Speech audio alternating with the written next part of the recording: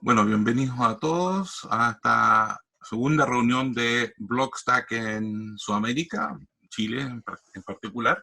Y entonces, como habíamos mencionado, la agenda tiene dos presentaciones y luego preguntas y respuestas.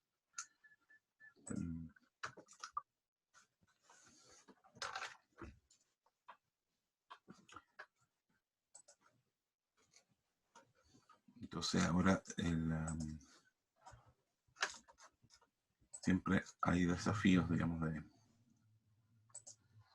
interfaz.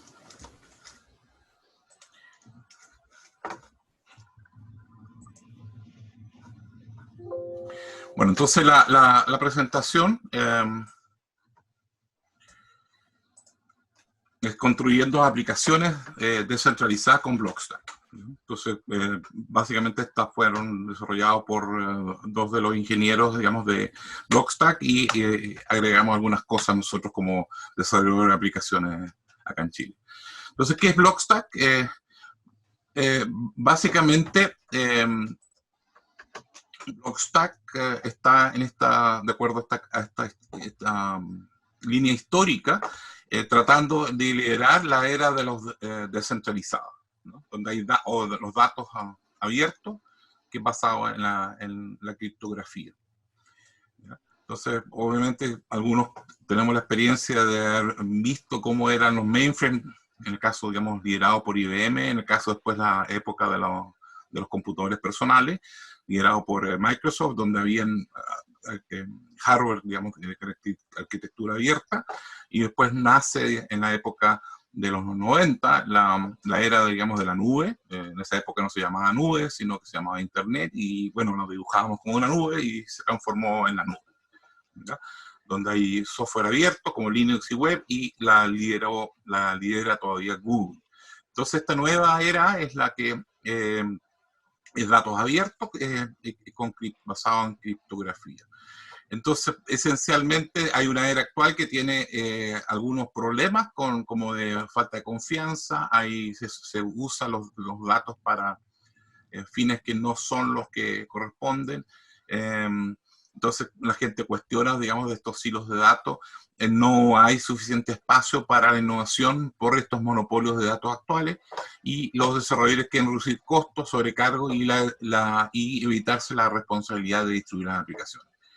Entonces esta era descentralizada lo que ofrece y que promete es que no hay monopolios de datos. Los datos son de propiedad del usuario y pueden ser usados en cualquier aplicación. Es universal, o sea, una autenticación sin password. Esencialmente te autentica en forma única y te permite acceder a todas las aplicaciones. Las aplicaciones corren en los dispositivos del usuario y hay una forma, digamos, explícita, digamos, de decir, permitir acceso a los datos de la identificación, ¿ya? Y se aumenta la seguridad. Entonces, un poco la historia de Blockstack, un poco lo que estaba mencionando de este estudio del doctorado que empieza en Princeton en 2013, donde ven de que podrían usar el blockchain como una forma de construir el protocolo de red de la Internet. Y ahí es donde nace, digamos, los nombres de las entidades registradas en blockchain y, bueno, todos los elementos que ahora se están ocupando, ¿no? Y en qué nivel están llegando hoy día, donde estamos parados hoy día, ¿no?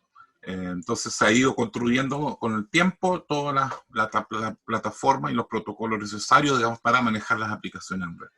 Entonces el diseño de Blockstack versus los otros, entonces el concepto, digamos, de Blockstack, que la mayoría de las aplicaciones no son smart contracts, hay una mínima lógica en la cadena, por lo tanto es un blockchain más liviano y donde hay parte, digamos, de la aplicación que se corre en el cliente.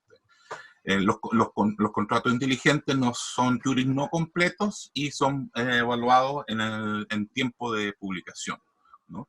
No en el tiempo de ejecución. Primero está la investigación y desarrollo, la revisión de pares y despliegue la producción. Por lo tanto, ese es el proceso, digamos, de desarrollo.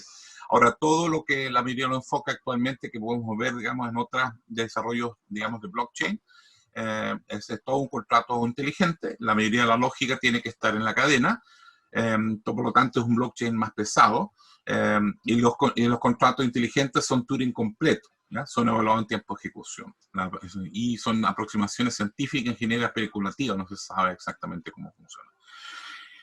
Entonces, ¿qué es lo que aporta Blockstack en ese sentido? Entonces hace que la construcción de las aplicaciones blockchain sea realmente fácil para los desarrolladores. O sea, la idea es que un equipo de desarrollo la pueda desarrollar fácilmente, ¿no?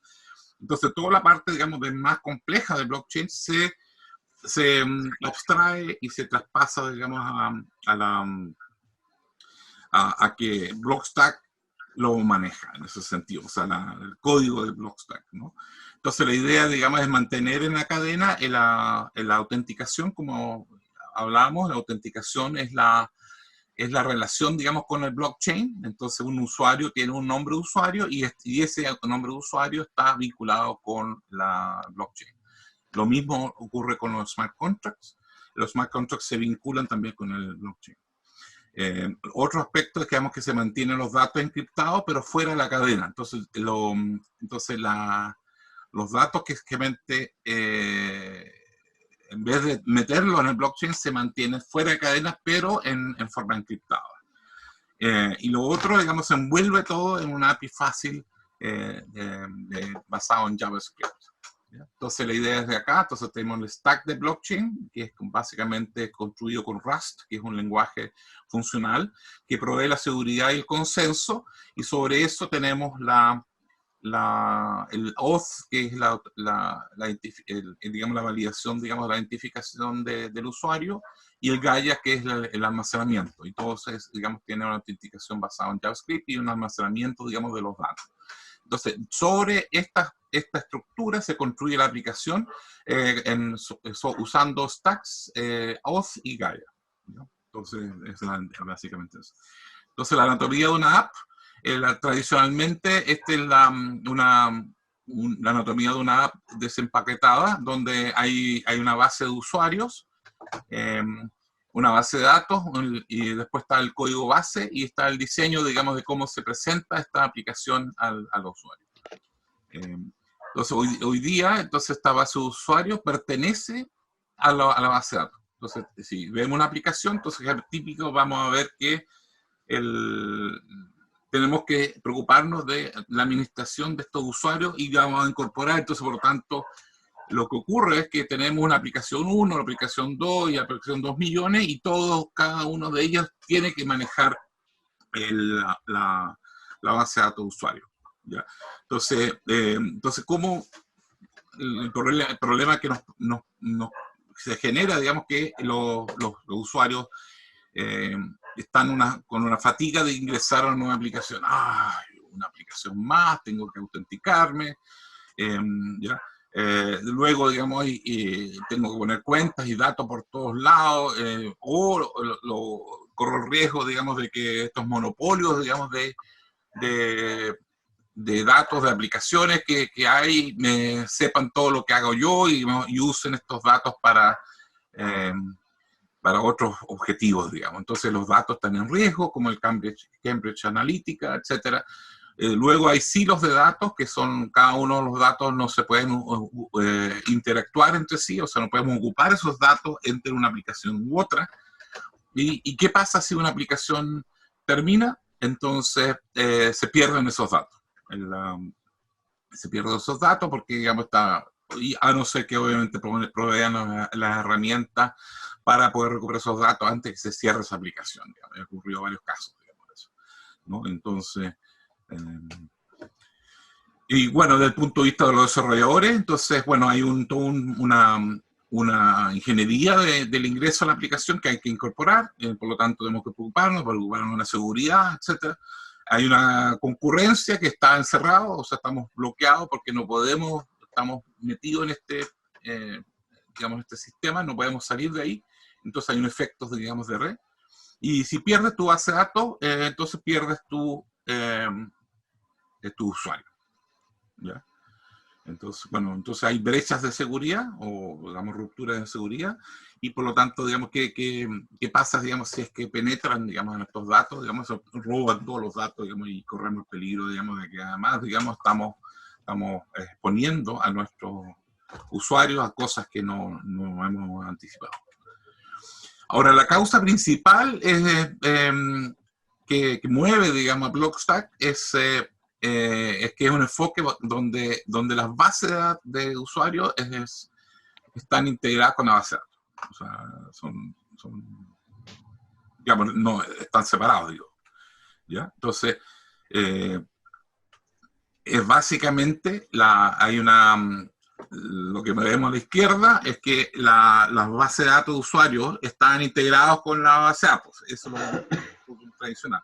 Pero ahora lo que se hace es que los usuarios, digamos, se usan una entidad aparte que se maneja en forma descentralizada con la tecnología Blockstack y cada entidad cada usuario es dueño de esa entidad. Por lo tanto, podemos ver, digamos, de que ese usuario tiene distintas aplicaciones que en los colores, digamos, indica las distintas aplicaciones. Por lo tanto, ese usuario entra a cada una de las aplicaciones sin estar compartiendo los datos con nadie. Entonces, esa es la estructura. Es como bien sutil y por eso, digamos, que de repente hay que explicar esto, ¿no? Entonces, es como el renacimiento, digamos, de las aplicaciones. Entonces, el nuevo paradigma es que establece nuevas reglas, ¿no? Entonces, el concepto principal acá son estos dos, donde los usuarios son dueños de su propia identidad, ¿ya? Y esto entonces lo que hace es apalancar el blockchain público. Entonces la identidad de los usuarios se registra en el blockchain público. Entonces uno lo que hace es solicitar el nombre de su usuario si es que está disponible en el blockchain público, y si está disponible, bueno, uno lo adquiere. Lo adquiere gratis o pagado, como sea, ¿no? Entonces, luego, los usuarios son dueños de sus datos. Eso es el segundo aspecto que es esencial. Entonces, entonces, en cada espacio que tenemos como usuario, entonces tenemos estos espacios que son míos y por lo tanto yo guardo los datos de mis aplicaciones en este almacenamiento de datos. Entonces permite, y además lo apalancamos con la criptografía. Podemos encriptar esos datos de manera que si alguien entra a este repositorio no pueda entender, digamos, lo que hay. Entonces, por lo tanto, también se usa la computación en la nube. Por lo tanto, el almacenamiento está en la nube, pero apalancado en términos de que la propiedad de esos datos son de los usuarios. Ahora, ¿cómo funciona la capa de identidad? El llamado Blockstack ID. Entonces tiene un flujo, digamos, de auth-like, parecido a los auth que cualquier aplicación funciona. Usa un blockchain público y ¿qué es lo que entrega, digamos, después de que se autentica? Hay un par de llaves que autoriza el acceso a la aplicación. Y por lo tanto, le permite acceder a tu propio almacenamiento y con la criptografía correspondiente. Ahora, la capa de datos se llama Gaia, esa es la forma, digamos, de tener acceso, es como un servicio que está disponible. Esencialmente, entonces tenemos un espacio de almacenamiento de datos donde tenemos los datos de las distintas aplicaciones guardados ahí, en ese mismo espacio. ¿Ya? Ahora, como yo soy el dueño de ese espacio, entonces estas distintas aplicaciones, los datos son míos, por lo tanto yo podría usar esos datos. Entonces, ¿cómo se guardan esos datos? Se hacen con almacenamiento de llave de valor, ¿ya? Entonces tiene un nombre campo y el valor de, digamos, esos campos. Digamos, básicamente en JSON, que es una estructura parecida al XML que ha sido muy popular, pero tiene algunas ventajas con respecto a la visualización. Ahora, corre en Amazon, CGCP, Azure, etcétera. Es una estructura, digamos, que le llaman buckets, que son S3, IPFS. Entonces, es una estructura de almacenamiento conocido, pero que tiene un comportamiento para las aplicaciones. También se provee una caja de arena para el almacenamiento de la aplicación, ¿no? Caja de arena en el sentido que está protegido y por lo tanto no puede hacer no puede cualquier persona entrar a esa caja de arena, sino que son todas las cosas que se ocurren en esa aplicación. A nivel, digamos, del ID, se hace, digamos, esta declaración como import asterisco, como Blockstack from Blockstack, se hace un sign-in, y cuando está ya, entonces ahí lo redirecciona a una interfaz, digamos, que viene en forma descentralizada, que aparece en la aplicación, y después cuando retorna estos dos parámetros, digamos, y entonces cuando vuelve, guarda los datos, digamos, con respecto al usuario en la siguiente. Ahora, los lenguajes son TypeScript, JavaScript, Swift y Android, los típicos que se pueden usar para eso. Bueno, cuando ya estábamos adentro, digamos, con la identificación del cliente, podemos leer, digamos, en forma descentralizada, desde el blockchain de Stacks, el perfil, digamos, del usuario, y podemos ver, digamos, obtener ese archivo y ver, bueno, estamos usando ese perfil de usuario para las aplicaciones. Entonces, la idea, digamos, es tener, digamos, de crear una aplicación que uno pone la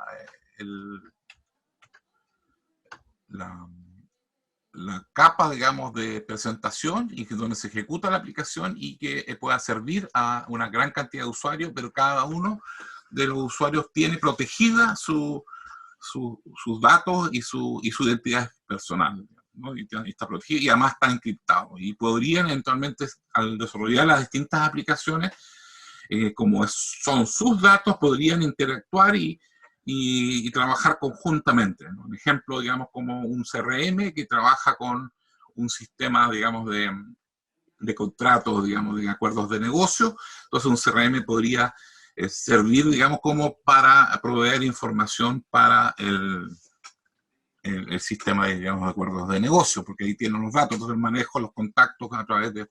No que toda la aplicación tengamos que hacer todas las funcionalidades, porque naturalmente los datos son míos, por lo tanto yo puedo manejar esos datos, por lo tanto el modelo de datos, digamos, podría ser eso.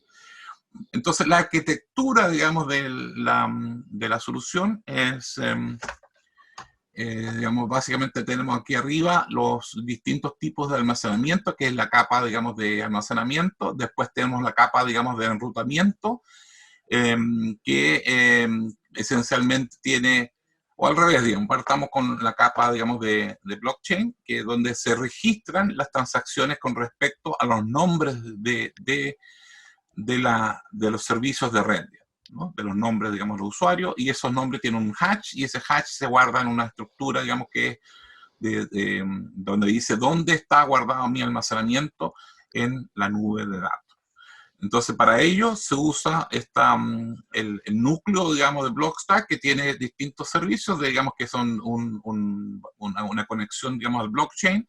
Tiene también una base de datos de nombres, una base de datos de los perfiles de los datos, digamos, de los usuarios, y un servidor web para poder, digamos, interactuar en toda esa función. Entonces, toda esta es la arquitectura que se está usando, y puede usar, digamos, en ese punto usa, digamos, actualmente, digamos, lo que es Bitcoin, y lo que viene ahora, que va a salir en el próximo mes, que son el Stack 2.0, que ya en forma independiente y no conjuntamente con el blockchain de Bitcoin, pero en forma independiente se ejecutan las transacciones.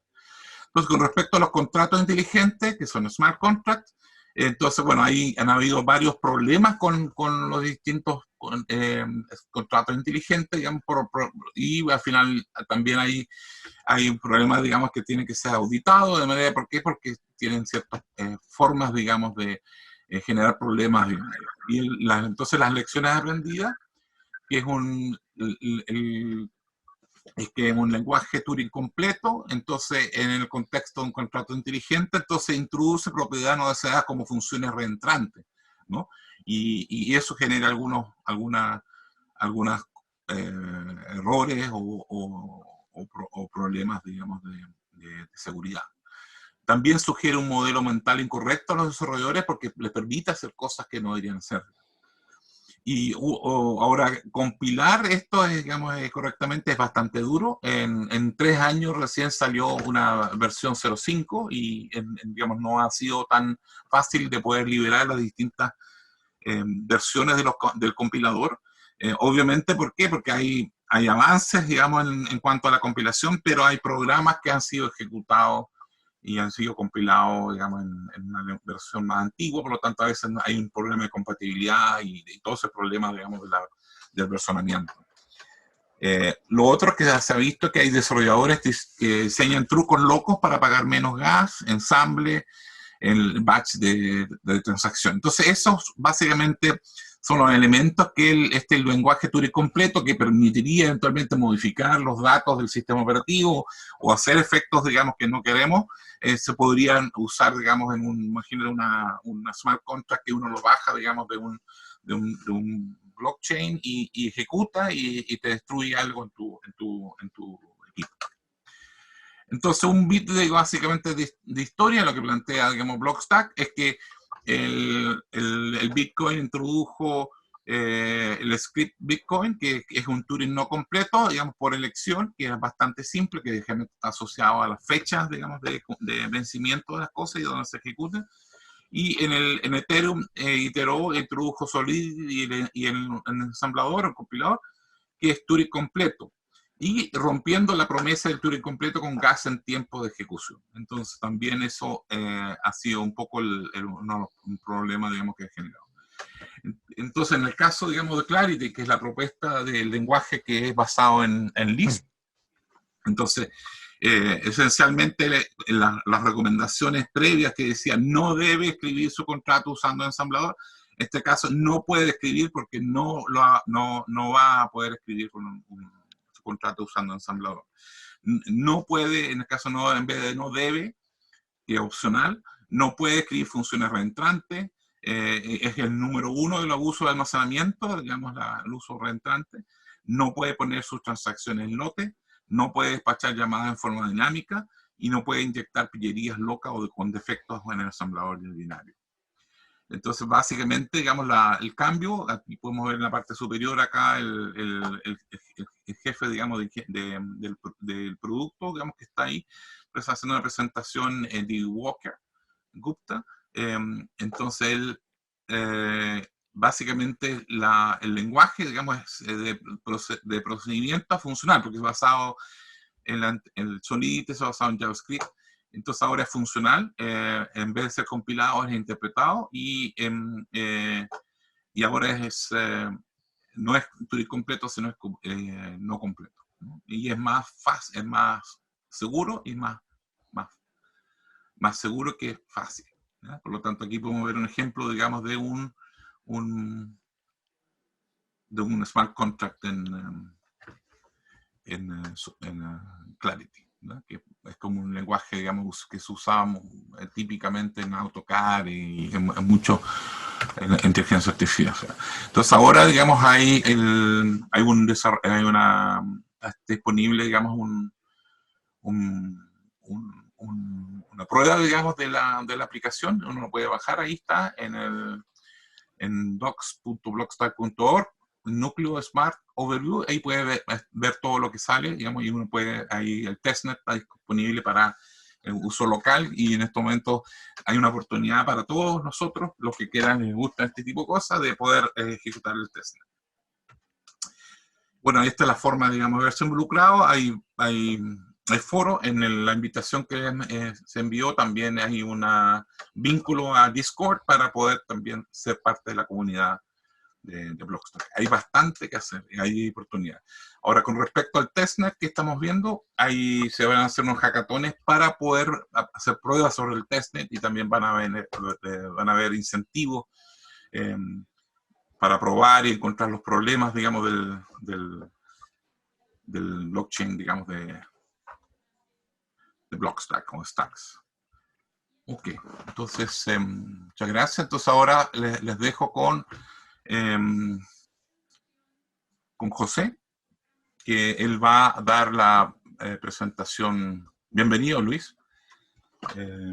Gracias. Hola, hola, ¿me escuchan bien? Sí, perfecto. Me escuchan muy bien, muy bueno. Yo trabajo con Philip, me llamo José Fontiroy. Bueno, les doy la bienvenida a todos. Espero que esta parte que voy a presentar se pueda entender y disfrutemos también de la comprensión de lo que es esta nueva tecnología, que básicamente tenemos que estar basada en blockchain. Estamos hablando de una tecnología de productos que son... Está interesante. Voy a compartir la pantalla. Voy a compartir. Mi familia no existe. Vamos a compartir el documento.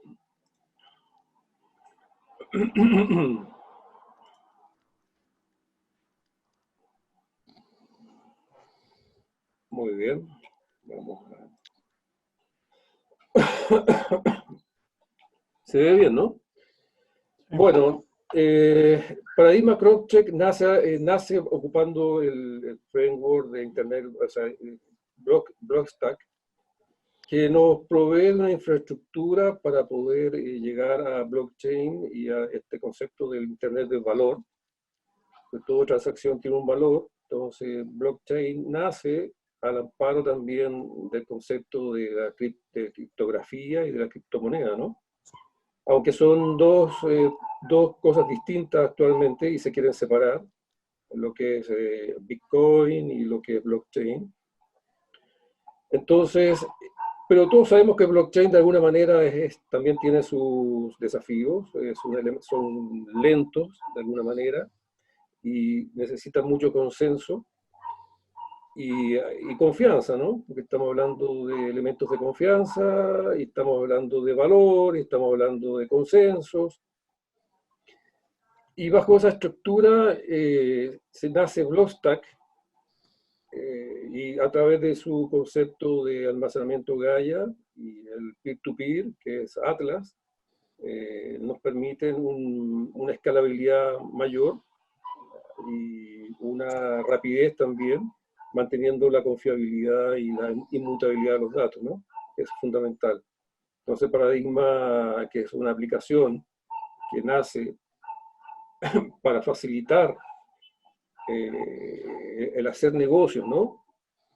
La realización de negocios remotos, de alguna manera, está trabajado bajo esta perspectiva de Blockstack. Entonces vamos a ver un poquito para adelante. Ya Philip había conversado el tema del blockchain y su inmutabilidad y la seguridad que dan los datos. Y también el concepto de la criptografía, que es otro elemento que vamos a ver un poquito más adelante, o sea, y también el almacenamiento en la nube a través de Gaia Hub, que es un concentrador que nos va a permitir almacenar datos en la nube. Estamos hablando de Amazon, estamos hablando de Azure, estamos hablando de Dropbox, Google Drive, Sky, ¿no? De Microsoft, y toda una serie de almacenamientos que hay en la nube, ¿no? Cloud Storage. Entonces, ¿cómo uno se conecta con la nube? ¿Cómo me puedo conectar con el peer-to-peer Atlas y cómo me conecto con Gaia, que es el concentrador para almacenar los datos en la nube, ¿no? A través de una autentificación que me provee Blockstack, así como Ethereum también lo provee y otros, para poder entrar en blockchain, y todo esto es blockchain privado y público. Proveen de una autentificación que me provee de llaves públicas y privadas, ¿no?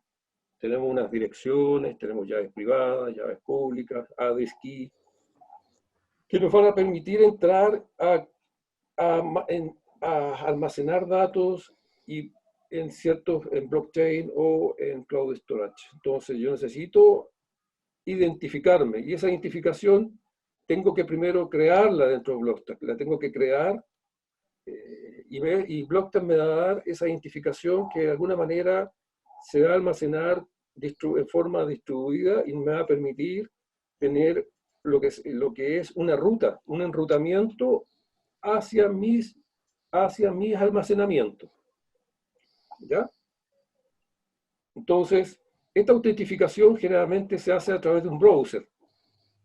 Entonces, mi aplicación es una aplicación web y Blockstack me provee un browser de una aplicación para a través de ciertos tokens de respuestas y solicitudes, yo puedo empezar a ocupar, quedarme dentro del core del núcleo de Blockstack para poder hacer uso de ciertos elementos como Gaia, ciertos elementos peer-to-peer y blockchain, por lo tanto necesito autentificarme previamente. La autentificación, una vez que ya estoy autentificado, quedo dentro del núcleo de Gaia. Todo esto se programa, todo esto está programado dentro de Crosscheck,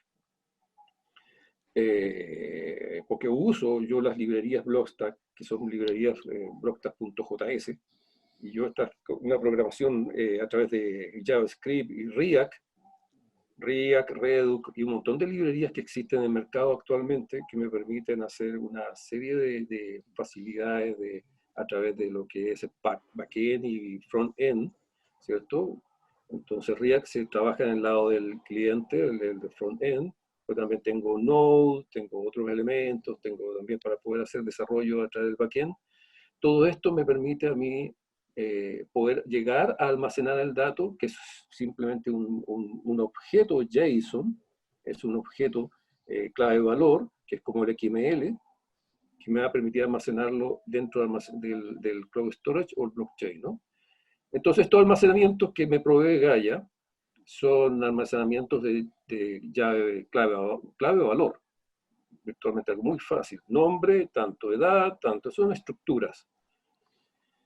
Y estos documentos que, por ejemplo, que provee Crosscheck, que son los documentos de acuerdo, que pueden ser Bill of Lading, o pueden ser mantenimiento industrial, proformas, de alguna manera facturas, y todos estos documentos que son de acuerdo, se traspasan a estos objetos JSON, y a través de una cierta funcionalidad que provee Gaia, lo almaceno en estos Cloud Storage encriptados, con una encriptación, de tal forma que no se pueda leer, pero sin embargo yo lo puedo recuperar, siendo yo el dueño del dato, yo lo puedo recuperar desencriptando y trayéndolo a la pantalla nuevamente.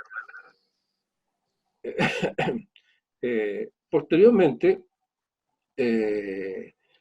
tenemos que estos almacenamientos son en JSON, ¿no? Tenemos claro que se traspasan a Gaia, Gaia lo almacena en el...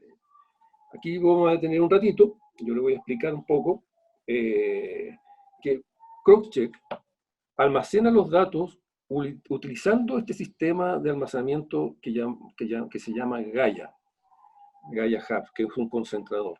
Pero acá hay unas capas. No es cosa de llegar directamente aquí arriba al sistema de almacenamiento en la nube, sino que pasa a través de ciertas capas y los metadatos que andan, por ejemplo, el hash, el dato que identifica dónde van los punteros y todo, quedan almacenados en esta capa de acá abajo, Blockchain Name System, el BNS, ¿ya?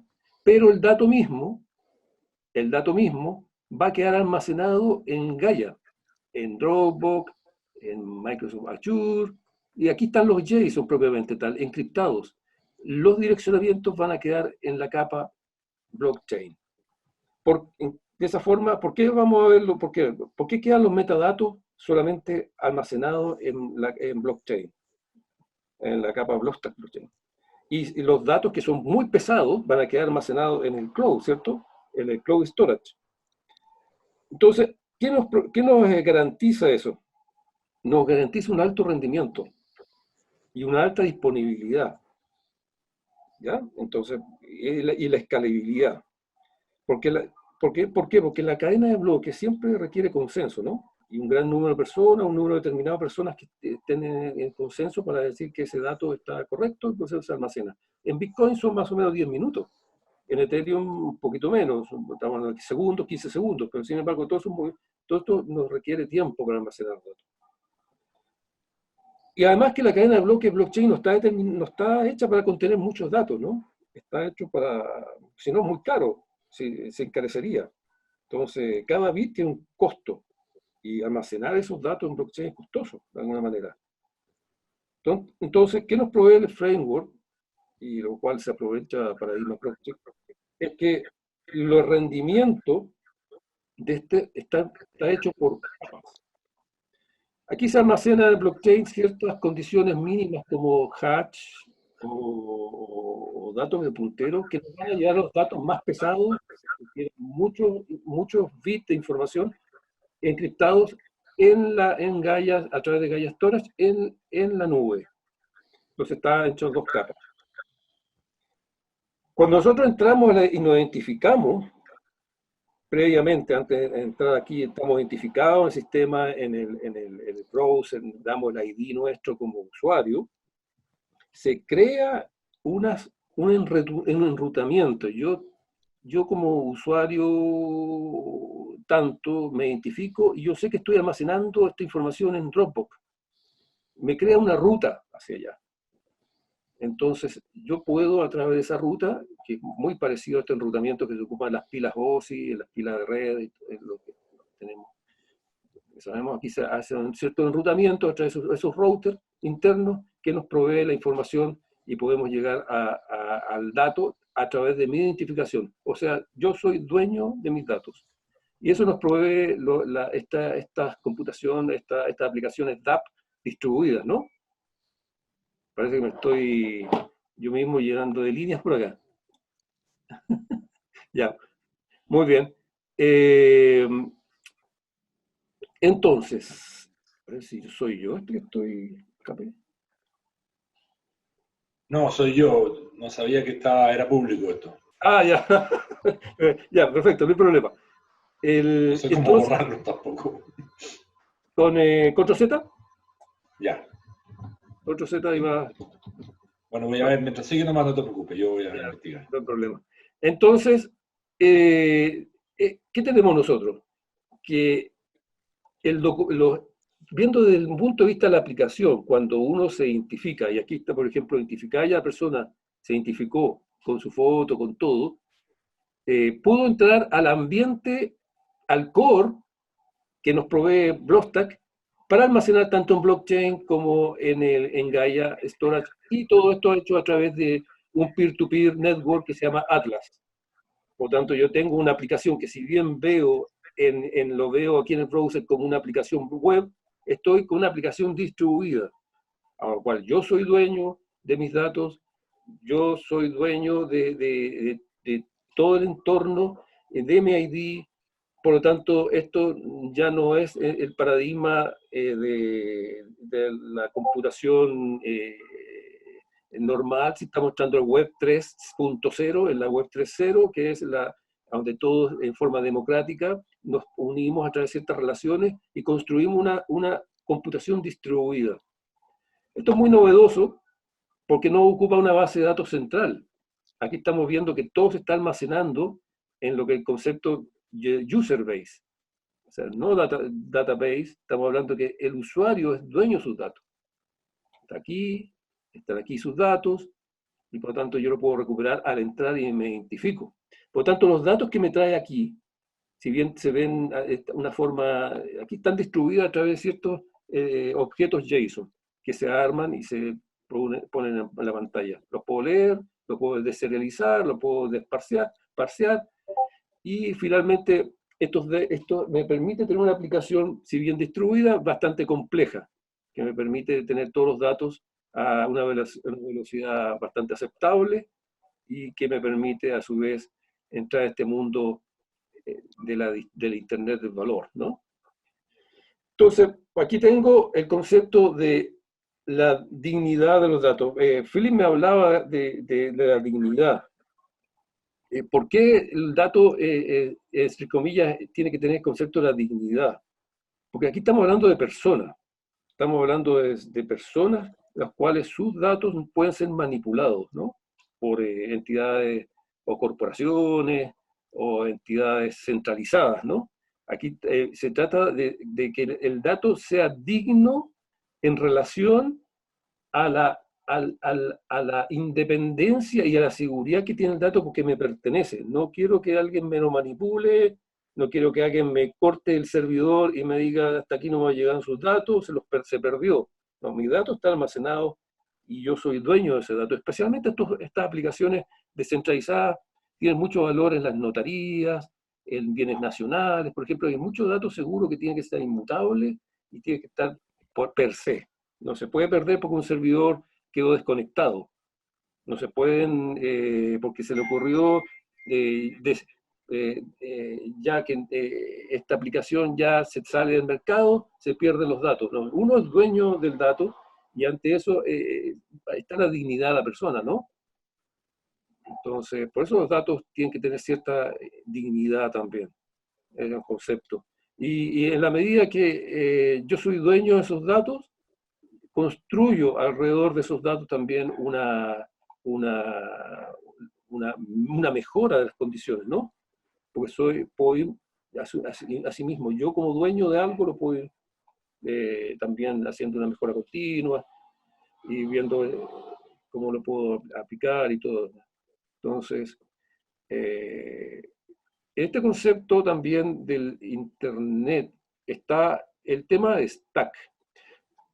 Blockstack nos provee un token de una moneda y esa moneda nos da la posibilidad de poner valor a las transacciones.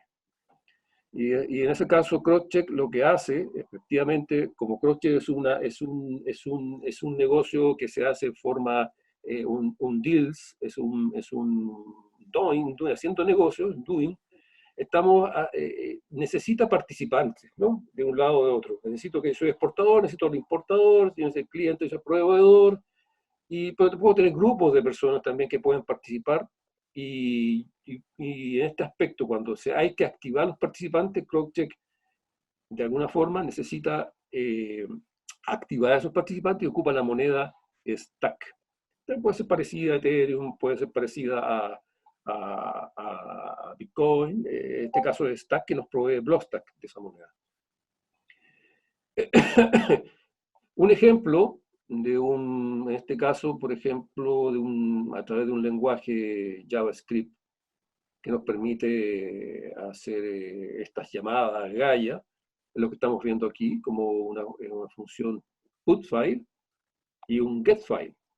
Entonces, cuando uno ve un ejemplo, un JSON que está aquí también, que no sé si ven mi cursor, ¿se ve? Sí, se ve. Entonces, aquí tengo un ejemplo de un JSON. Este JSON nos provee de un ID, por ejemplo, un nombre y una dirección. Entonces, un JSON como ese, que tiene su estructura, forma parte de un corchetito, un corchete, una clave, 2 puntos, el valor, coma, clave, 2 puntos, valor. Entonces, ese JSON se lleva adentro del Gaia, se traspasa y se guarda en el Cloud Storage en la nube. Y posteriormente yo lo puedo recuperar haciendo aquí un getFile. Y para encriptarlo, tiene una condición que yo puedo hacer un decrypt true y aquí arriba un encrypt true y yo lo encripto y dejo esa información segura en la nube. Queda segura. ¿Y qué es lo que provee Blockstack? Como decía, un hash a su blockchain para que esto, a su vez, a su blockchain privado, en este caso, de Blockstack, queda almacenado en 2 capas, ¿no? Una capa inmutable y una capa arriba también encriptada, donde el dato pesado está arriba y solamente el metadato, que es más liviano, queda almacenado en esta capa blockchain privada. Y eso es lo que ocupa Paradigma como una condición interna, como su núcleo, para poder hacer su funcionamiento de negocio, se puede decir. Espero que haya quedado, no sé si quedó lo suficientemente claro, pero quisiéramos hacer esta presentación hablando un poquito de la relación que existe entre Crosscheck y Blockstack y las capacidades que tiene el core, más que las capacidades que tiene en sí Paradigma Crosscheck como negocio, que efectivamente todos conocemos, que es provee el negocio a través de distancia, a través de Internet, y permite hacer negocios a través de eso. Todos conocemos lo que hace un negocio a distancia, está EDI, factura electrónica y todo demás. Para ahí más se acerca un poco a la condición de acercar a ciertas personas que quieran hacer un business, entre ellos hacer un negocio, a través de estas capacidades que tiene blockchain para hacerlo. Entonces, excelente, muchas gracias, José. Y entonces, bueno, ahora tengo unos minutos antes que se nos vaya Martín, ahí tiene que ir a la playa, porque ahí tiene Montevideo, tiene playa, entonces, por lo tanto, él tiene una pregunta que dice, ¿cómo se compara a la performance de blockchain de Blockstack con Bitcoin, Ethereum, Hyperledger? ¿No? Entonces, si tienes algo que aportar, yo también tengo algo que aportar para responder esa pregunta. Perfecto. Blockchain lo que permite es justamente eso, acelerar el proceso a través de su plataforma Gaia. Porque todos sabemos que blockchain es lento, por naturaleza necesita ese consenso de 10 minutos, porque por su naturaleza está hecho para eso. Y existen estas tecnologías que ponerle a los hash cierta cantidad de cero adelante para poder atrasar el proceso y dejarlo siempre en ciertos 10 minutos. Si la máquina va acelerando el futuro, siempre te van poniendo más dificultad para que se acerque siempre a los 10 minutos por cada transacción. Entonces eso no es permisible dentro de estos sistemas en tiempo real que tenemos nosotros, que necesitamos velocidad. Entonces, claro, en ese aspecto, Blockstack te provee esa facilidad de traspasar esa barrera que tiene de lentitud, ocupando Gaia Hub, almacenamiento sin consenso, arriba en la nube. Philip va a ocupar el tema Stack, me imagino, también necesita su consenso, claro. Y ahí tiene su velocidad también. Y otro tema claro, los ciclos los tiempos, digamos, de blockchain, digamos, de Bitcoin, que lo definió en 10 minutos, entonces distintos blockchain que han tratado de ofrecer la velocidad. Entonces, y la velocidad como un elemento importante como para hacer transacciones, comparado con las transacciones que hacen las tarjetas de crédito, las de débito, etcétera. Y por lo tanto, digamos, esa es como la pelea en este sentido. Entonces, bueno, en este caso lo que ha hecho Blockstack en ese sentido es acelerar, digamos, la velocidad y ha creado su propio consenso a través, digamos, de un protocolo de consenso que se llama Proof of Transfer o prueba de transferencia, que acelera a factor, digamos, de menos de un minuto para poder confirmar una transacción. Entonces, esa transacción que mostraba ahí José, que era de aprobar y permitir, digamos, que otro usuario se conectara y creara, digamos, la transacción o el documento, estarían digamos, dentro menos de un minuto, porque usa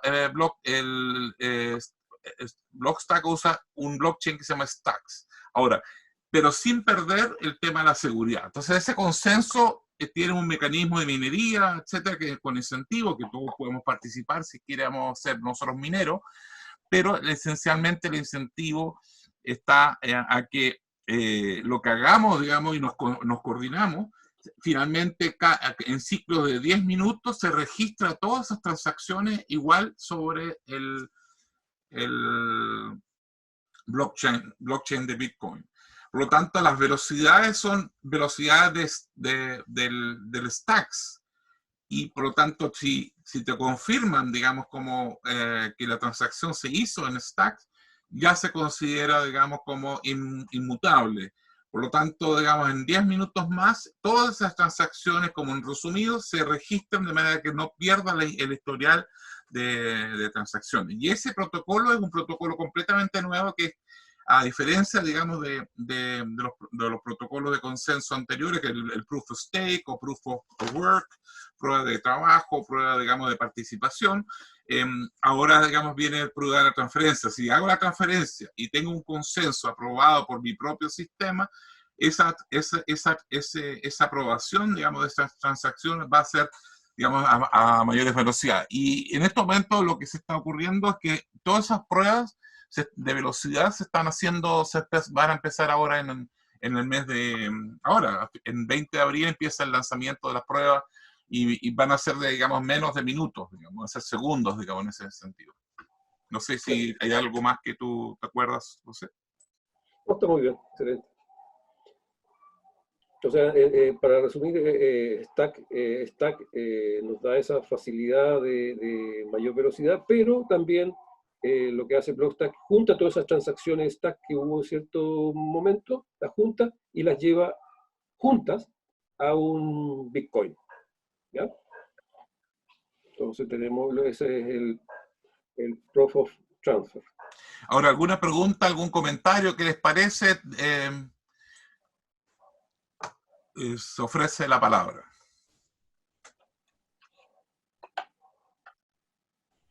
¿Se entendió? Esta es mi segunda reunión y la verdad que bastante más clara que la anterior. Ahora voy entendiendo unos conceptos técnicos que no había visto antes. Muchas gracias. Muy bien, muchas gracias. Gracias por la presentación. Tenía una consulta para ir entendiendo.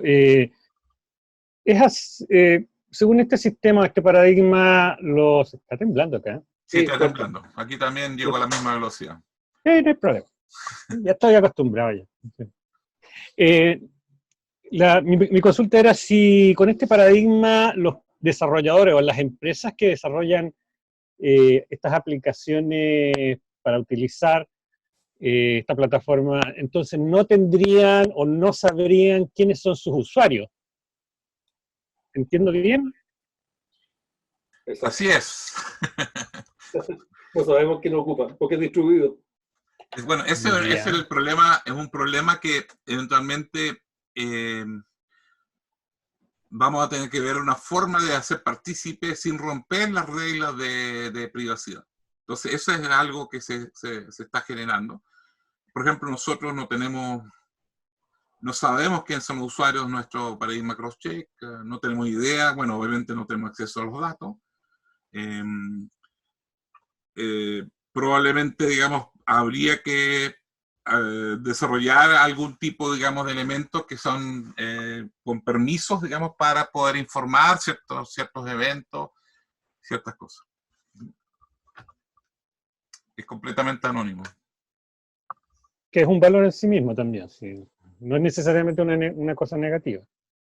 Ahora, por ejemplo, sabemos, por ejemplo, que alguien entró a la aplicación. O sea, ¿por qué? Porque hay un momento que se registra la entrada de esa aplicación, pero no sabemos cómo lo usa.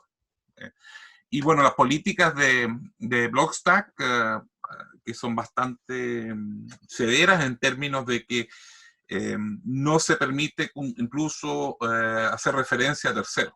O sea, por ejemplo, en el código se corre un protocolo que va y verifica de que no hay ninguna salida a un espacio, un dominio del Internet que no sea de la propia aplicación. Y esa, digamos, tiene un certificado, dice que este es seguro. Entonces, por lo tanto, todo lo que debe la aplicación hacer es referirse a su propio código. Para asegurar que todo esté correcto, que no haya peligros, digamos. ¿Por qué? Porque ahí lo que ha ocurrido es que se infiltran código a través de esas llamadas a terceros. Ahora, Google, por ejemplo, tiene mucha trazabilidad en un montón de aplicaciones. Por ejemplo, mostrar un dibujito a un ícono que hace una llamada, digamos, a los trazadores, digamos, de Google, los buscadores, etc. Que tenían un propósito noble, digamos, pero esos datos han sido utilizados para digamos, demostrar, digamos, qué es lo que la gente está usando y lo usan y se han beneficiado de eso. Por lo tanto, el concepto ahora es de que los datos tuyos, digamos, son personales, pero vuelve el concepto, digamos, más tradicional, digamos, la época, digamos, de iniciar de que las personas tienen que pagar por las aplicaciones.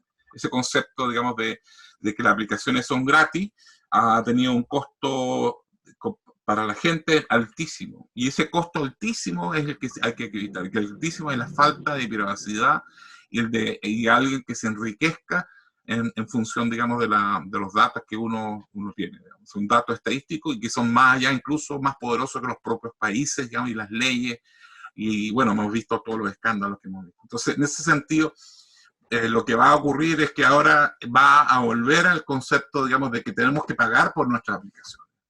Y ahí es donde, por eso nosotros estamos compartiendo porque es una oportunidad para todos participar en la industria de desarrollo de software, de desarrollo de aplicaciones, en poder aplicar estos conceptos.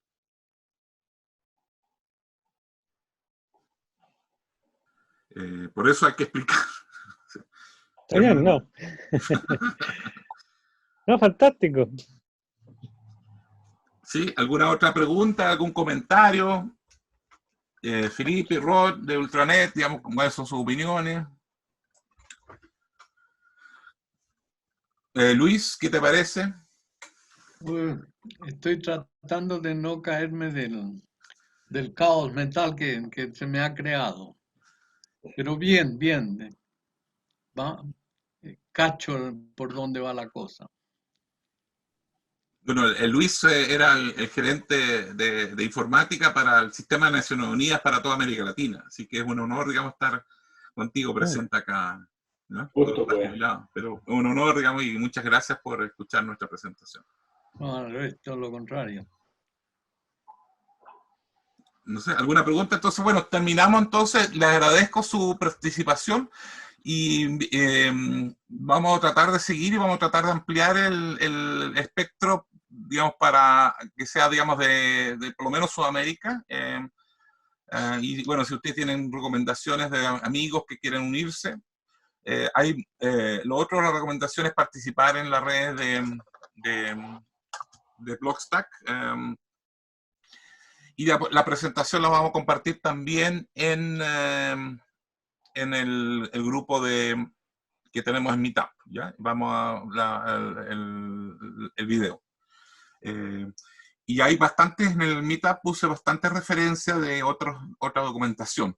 Y recomiendo, también en la invitación, hay un vínculo a Discord, digamos, donde se pueden vincular eso. Hay muchas oportunidades para los desarrolladores de software para hacer proyectos, o hackatones y tener ingresos también. O sea que si es que ustedes tienen disponibilidad de tiempo y tienen capacidad, les recomiendo meterse, digamos, y hay muchas cosas que se puede partir con algo simple, probando, instalando y aportando, digamos. Y este mundo que está creciendo de forma brutal, digamos.